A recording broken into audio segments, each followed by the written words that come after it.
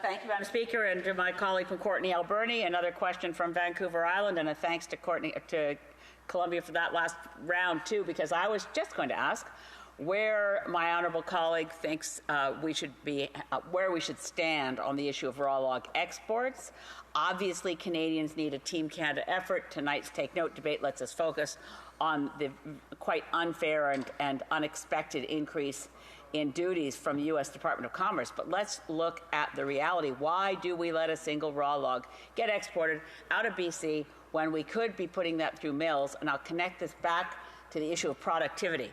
The more we only export products that are value added, it improves Canada's productivity. A productivity crisis is enhanced when we export any resource product without value added, which is a crime against the environment and our workers.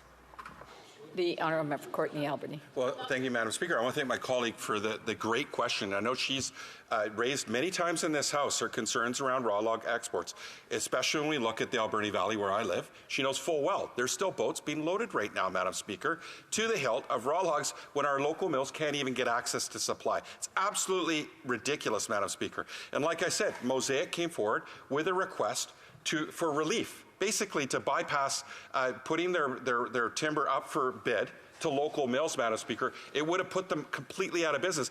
It was actually our party and myself that went to the wall to get the federal government to back down. But that's not good enough. We actually need a restructuring and a new model of how we do BC timber sales and how the Raw Log Export Board works.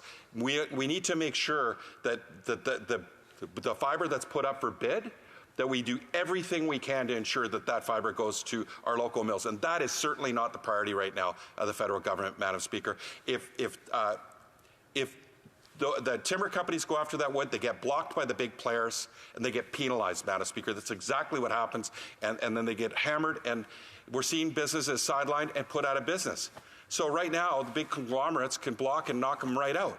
And that's not working for small producers and small mills, Madam Speaker. It needs to be completely revisited. And I'm glad my colleague from Saanich Gulf Islands asked that excellent question. But the Minister of International Trade, she needs to show leadership on this. This has been going on for decades, and it hasn't been resolved. Questions et commentaires.